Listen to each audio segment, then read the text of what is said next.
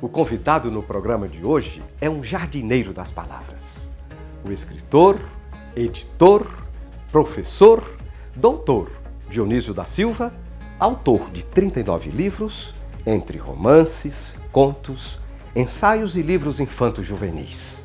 Membro da Academia das Ciências de Lisboa, na classe de letras, Dionísio da Silva foi vice-reitor da Universidade Estácio de Sá, no Rio de Janeiro, onde fundou o Instituto da Palavra e também atuou como professor de literatura brasileira e língua portuguesa.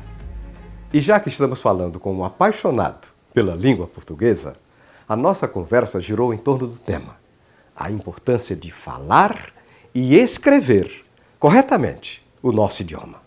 Assim como quem fala bem é porque sabe ouvir, quem escreve bem é porque sabe ler, leu com atenção e aprendeu. E o brasileiro lê pouco e, por consequência, não escreve bem. De umas 2 décadas para cá, nós fomos atacados pelos apedeutas executivos. Apedeutas mesmos, eles ignoram quase tudo da cultura nacional, não apenas a língua portuguesa, e pensam complementar isso com rudimentos de inglês. Então, eles não dizem, olha, você tem uma tarefa, eu tenho uma tarefa, é job, olha esse job aí para você. Eles não fazem mais uma pauta, eles fazem um briefing. Então, eles pegaram palavras, estrangeirismos, que não cabem. Alguns, aliás, têm significado totalmente contrário ao que eles pensam que signifiquem, e usam isso. Então, nós temos, de um lado, uma falta de leitura impressionante que os levou à falta de domínio do texto escrito. De outro lado, esta falha, em vez de ser completada com exercícios adequados, com oficinas de escrita, é como se o sujeito trocasse. Em vez de ele exercitar, caminhar à beira da praia e tal, ele pega uma muleta, porque ele acha que com a muleta vai ser melhor. Junte-se a isso, professor, uma certa negligência em relação ao estudo e aprendizado da língua portuguesa. Em geral, o que ocorre é um imperialismo do inglês, não é? Esse imperialismo já foi do alemão, já foi do francês e hoje é do inglês. O inglês, o americano, por exemplo, ele é monoglota, ele não estuda língua nenhuma. O americano fala inglês em todo o mundo e ele obriga que os outros o entendam.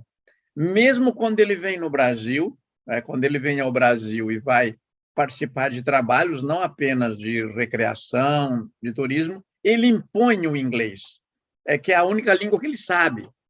E isso não acontecia nos outros impérios. É muito curioso, porque o Império Romano era fluente em grego e latim, e quando dominava uma região, procurava saber aquela língua, mas pelo menos era bilíngue, era greco-latino, usava o latim.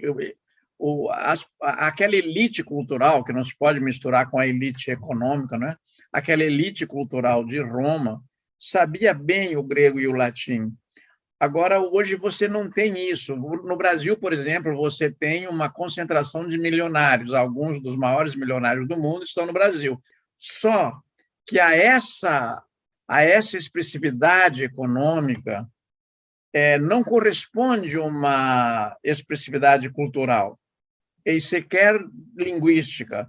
Então, ele não domina a língua do seu próprio país. Mas não é só a língua que ele não domina. Ao não dominar a língua, ele também não sabe a história do seu país, ele não sabe usos e costumes, ele, às vezes, desconhece coisas básicas que não o afetam. Se perguntar num evento internacional para alguém da elite brasileira qual é a mortalidade infantil no seu país, quantos concluem o ensino médio, quantos chegam ao curso superior, aliás, que curso superior fazem, né? Porque isso também foi rebaixado, ele não saberá dizer.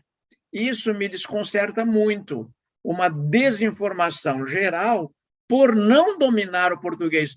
Porque dominar a língua nacional não é chegar no seu país e dizer, bom, a concordância não se faz assim, tal verbo é irregular, não é só isso. É o que é que a língua traz para você, não é? A outra observação que eu queria pontificar para você, sempre com esta alegria de falar a você, eu já disse, você é um dos poucos jornalistas que prepara suas entrevistas, é que você hoje não tem, no espírito geral, assim, no consenso geral, a preocupação em escrever bem. A pessoa como que se desculpa. Quem escreve errado num WhatsApp, numa mensagem, porque diz que aquilo ali não tem importância, está perdendo oportunidades frequentes, preciosas, de ele exercitar o ato de escrever. Se você fala errado, se você escreve errado nesses ambientes e com esses subterfúgios, com essas desculpas, quando você precisar, você vai falar errado também. Nós temos uma evidência de que vamos mal nisso com o PISA, que é uma avaliação internacional de como anda o ensino no mundo. O Brasil, que está entre pelo menos as 10 maiores economias do mundo, ele desaba nas classificações internacionais da educação do 60º para baixo. Então, há mais de 50 países que não têm a nossa pujança, que não têm a nossa riqueza, que não têm os nossos recursos, que não está no clube dos 10 mais da economia mundial, mas que está muito acima em outros domínios. E o Brasil não faz jus, sobretudo no domínio da língua nacional por escrito, na modalidade escrita, não faz jus à sua grandeza no concerto das nações em outros critérios, né? Em outros vieses, por exemplo, a economia, o meio ambiente, a grandeza do território. Tudo isso, nós não fazemos jus a essa grandeza. Se você pegar, por exemplo, nós temos que nos comparar com a China, com o Canadá, com os Estados Unidos, e não com o Burundi, com a Tanzânia, sem nenhum menosprezo a uns pequenos países, mas a países referenciais. Eu digo o seguinte para você: que autoridades brasileiras você poderia citar que vão a esses encontros com um domínio, não digo das línguas estrangeiras, do português, que fala corretamente o português? O que nós ouvimos e vemos de autoridades se expressar num português horroroso, não apenas com erros de concordância e de sintaxe, mas até erros de pronúncia, de prosódia. Ele não sabe pronunciar a própria palavra que ele usa todo dia. E eu não estou me referindo a coisas sofisticadas, eu não estou exigindo que ele faça um período caudaloso, como Quintino Bocaiúva fazia, ou um vocabulário tão raro como Euclides da Cunha. Eu estou me referindo às palavras do dia a dia, a sintaxe do dia a dia, a ortografia do dia a dia. Não é? Se mandar ele escrever exceção, como é que ele escreve? Então, eu me refiro a esses tropeços. E por falar em tropeços, professor, é preciso muito cuidado, porque de tanto ouvir, a gente pode escorregar no gerúndio ou no particípio. Você citou 2 exemplos aí que eu também tenho observado. Um é o do gerúndio, que está pegando a maneira paulistana, caipira, que deforma a língua portuguesa e diz: estava andando, comendo, amando, não é? Procurando. Esse gerúndio está sendo alterado na fala. Agora, você imagina o perigo que isso é na alfabetização das crianças, que ouvem isso e precisam escrever com aquela consoante que foi engolida. É um problema. A outra é o seguinte: com a abundância de particípios, eles estão inventando alguns muito curiosos. Um que eu observei bem, outro dia eu vi numa alta autoridade que estava no exterior e, no caso, representava o Brasil, dizia assim: eu não tinha chego ainda. E ele achou que chegado era vulgar. O chi queria dizer eu não tinha chego ainda. Então, esses erros da fala, que aparecem também na escrita, eles são só pontas de iceberg, assim, eles são indicadores de que algo vai mal. Porque se a pessoa não domina nem esse nível primário, como é que ela vai fazer com o nível mais sofisticado da língua? Olha, mas em resumo, Raimundo, eu gostaria de voltar àquela advertência do Monteiro Lobato. Quem não lê, mal fala, mal ouve, mal vê. Parece que essa regra não tem exceção. E de onde vem a necessidade do gerúndio e do pleonasmo que não conseguimos evitar, professor? A minha hipótese é a seguinte: o latim que veio para a Península Ibérica, de onde saiu o português, não era o latim de Cícero, de César, do De Bello Gálico ou do Sêneca. Ele era um latim falado por marinheiros, por soldados, por escrivães que não tinham ainda experiência, porque quem queria sair de Roma e servir lá longe na Península Ibérica? Então, havia uma necessidade, por falta de domínio da língua, de reiterar, de dizer com mais exemplos, de acrescentar coisas. E eu acho que disso nasceu o pleonasmo e a redundância, porque nós temos que explicar. Você está diante de um ouvinte que fala uma outra língua e tem que entender a sua, e você tem que entender a dele. Então, há essa reiteração. Eu acho que nós temos essa redundância, esse pleonasmo explicado nesse contexto. Você tinha que explicar muito o que tinha que fazer. Pedi para o professor Dionísio falar a respeito do VOLPE, o Vocabulário Ortográfico da Língua Portuguesa, uma iniciativa da Academia Brasileira de Letras que traz a grafia correta das palavras. O Austrégésilo de Ataíde, nos anos 70, presidiu a Academia Brasileira por décadas. Ele teve a boa ideia e disse: nós precisamos ter um vocabulário ortográfico da língua portuguesa, para que não seja assim, o Aurélio que defina, o autor do dicionário que defina como é que uma palavra vai ser usada. O Aurélio, por exemplo, berinjela. Berinjela, o Ais diz que é com G. O Aurélio diz que é com J. E daí a pessoa escreve berinjela com G, berinjela com J ou tanto faz? Então, o Volpe devia tirar essas dúvidas. Então, ele fez isso, só que ninguém queria publicar.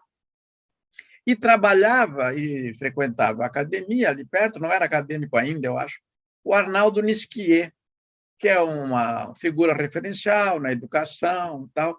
Estou falando aqui bem de um amigo, mas ele é mesmo isso. Eu conheci bem depois de todo esse percurso dele, eu conheci depois que vim morar no Rio. E ele trabalhava na Manchete, levou para Adolfo Bloch a proposta e fizeram o primeiro Volpe. Sabe por quê, Raimundo? Porque nenhuma editora quis fazer o Volpe. Nenhuma editora brasileira quis fazer o Volpe.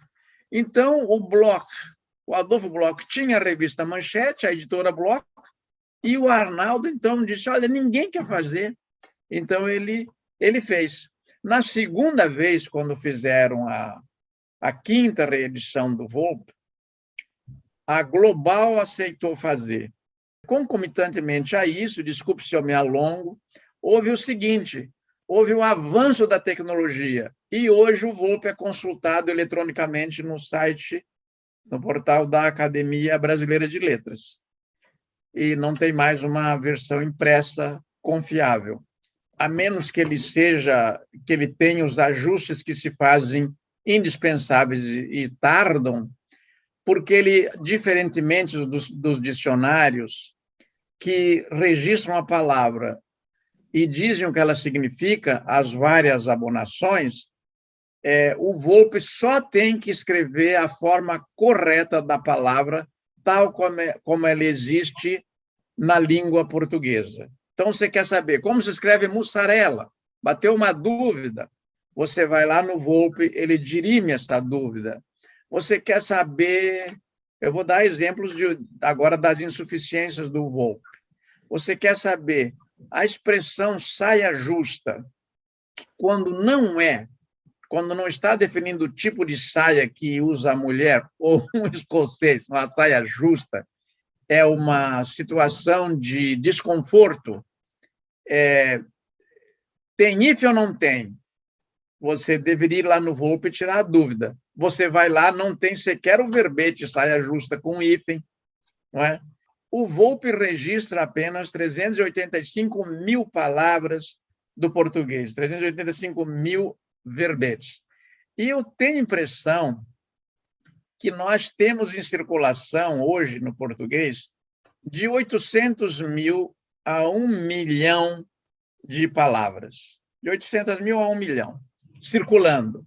Porque o brasileiro é muito criativo. Eu, inclusive, acho que a cada verão eles aumentam assim, em centenas de novas palavras ou palavras com significado diferente. Professor, o senhor já publicou 39 livros.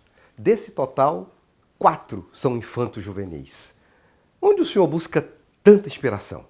Eu gosto muito de criança e sempre me entendi bem com elas. Não, bem antes de ser professor, de alfabetizar, de ser professor do primeiro e segundo graus, antigos primeiro e segundo graus, o atual ensino médio, eu lecionei português, literatura, inglês. Eu gosto muito de crianças. E quando a minha filha nasceu, eu me apeguei muito a essa tendência que eu tenho de contar histórias, mas eu comecei a contar para minha filha. E, à medida em que ela crescia, eu ia colocando no papel essas histórias. E eu selecionei 4 livros infanto-juvenis que eu publiquei praticamente por causa da minha filha, que hoje é promotora de justiça em São Paulo e mãe dos meus 2 netos, que foram Os Segredos do Baú, que é o fascínio que uma criança tem por o baú do vovô, que está cheio de livros, cheio de segredos, porque aqueles livros trazem segredos, trazem as histórias. A Melhor Amiga do Lobo, que é uma outra versão do Chapeuzinho Vermelho, e as maravilhosas invenções do Seu Mané. O Seu Mané é um personagem que chega num lugar afastado de tudo, e como as pessoas não conhecem o rádio, não conhecem a geladeira, não conhecem a televisão, ele leva esses aparelhos, e é como se ele inventasse tudo isso que não tem lá. E, recentemente, eu estou lançando, este ano já lancei 6, estou fazendo uma história de cada letra do alfabeto, não para os adultos lerem para as crianças. É um vovô que conta para as crianças a linda história da letra A bela história da letra B, a história da letra D, da letra C, de cada letra. Então, essa coleção está sendo publicada simultaneamente no Brasil e em Portugal, e pode ser comprada na África também, porque sai em Portugal. Ela entra no mercado, né, internacional, e em português, língua que é a minha paixão. Fruto dessa paixão é uma de suas obras que eu mais gosto de destacar, o livro De Onde Vêm as Palavras. Eu sempre gostei de etimologia, de saber de onde vêm as palavras, mas isso interessava a poucos. Se algum mérito eu tenho, foi o de tirar isso da universidade e trazer para a mídia. Realmente ninguém antes de mim fez isso, de trazer essas palavras, dizer de onde elas vinham, e pressupor que isso interessasse aos leitores e aos ouvintes. Todo mundo achava que não adiantava trazer isso para a mídia. Eu mostrei que valia a pena. Eu pego assim, a palavra bárbaro. Veio da onde? Veio do grego bárbaros. Bárbarofonos, a fala gaguejada. Os gregos, quando encontravam um povo que não falava grego, achava que aquele outro povo estava gaguejando, estava balbuciando que nem um nenê. Não é? Então, aquele era o bárbaro. Qual era o critério do grego? Era o que a pessoa não falava a língua dele. Então, era bárbaro. Eu pego governador, gubernator, em grego, em latim, é o piloto do navio. Então, é por comparação. O cara dirige um país, uma região, como dirigisse um barco. Você diz hoje, eu embarco no avião, embarco no trem, embarco na carroça, embarco no automóvel, está sempre a barca ali. Por quê? Porque o primeiro veículo que você embarcou foi um barco. Agora eu vou fazer chegar a você, Raimundo, essa edição de 1.200 páginas, que é a 18ª, porque tem muitos verbetes que não estão nas anteriores, não é? E essa capa é de um artista de Santa Catarina, Arlinda Volpato, uma grande artista que já tinha feito também as capas da anterior, e é uma capa muito bonita, ela usou um tom muito... uma composição muito bonita. E essa foto é a foto que eu fiz com o Boechat, cada um num quadrinho lá, nunca vou esquecer o dia no estúdio. Certa vez eu estava com o Paulo Coelho na feira de Frankfurt, ele ainda não era conhecido e, aliás, havia uma certa resistência a ele na delegação brasileira, e eu fui apresentá-lo à TV Suíça. Veja, eu apresentando o Paulo Coelho à TV Suíça, devia ser o contrário hoje, mas naquela vez, em 94, 93, era eu quem apresentava. E eu disse, olha, Paulo, para fazer um quebra-gelo assim para jornalista suíça, eu disse, olha, este aqui é um escritor brasileiro que é muito lido no Brasil, é o mais lido, só não é mais lido do que eu mesmo. Ele olhou assim para mim em certos ambientes, barbeiro, consultório médico, salas de espera, porque ali leio uma coluna de etimologia que eu faço sobre o português. Ele ficou muito surpreso. Você não é... Ele disse, como assim você é mais lido do que eu? Porque é um tantinho vaidoso, né? Eu falei, nesses ambientes ninguém me bate.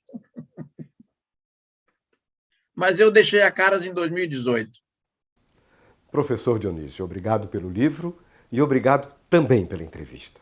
Sabemos que o senhor até cancelou compromissos para nos atender. Muito obrigado.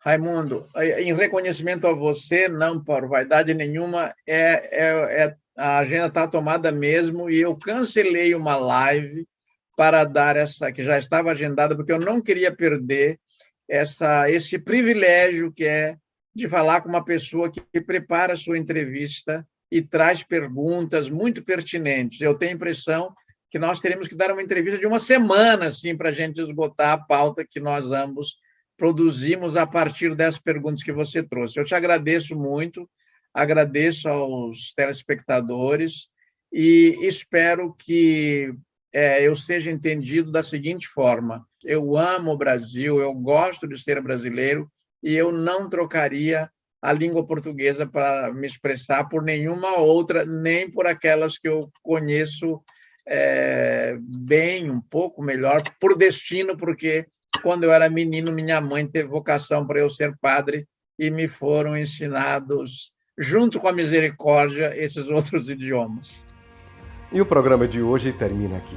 Se você deseja rever matérias desse programa e também dos anteriores, acesse o site estadodeexcelência.com.br. A gente se vê na próxima semana em mais um Caso de Excelência. Um grande abraço e até lá!